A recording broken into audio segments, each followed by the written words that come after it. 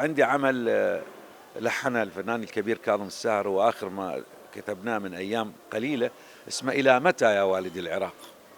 إلى متى يا والد العراق، إلى متى شمسك بركان وبدرك محاق، إلى متى شبابنا في ذروة الشباب، المبدعون يتسكعون، من يفتح الأبواب، إلى متى، إلى متى آمالنا سراب، إلى متى سرورنا كذاب، إلى متى حنيننا لأهلنا عذاب، إلى متى يعجز أن يضمنا ببلادنا التراب، إلى متى، إلى متى أرواحنا في قبضة المجهول، إلى متى حقوقنا ضائعة لا سائل عنها ولا مسؤول، سهل يسيل دمنا وتصعب الحلول، إلى متى لقاؤنا فراق، إلى متى يا والد العراق، إلى متى، إلى متى.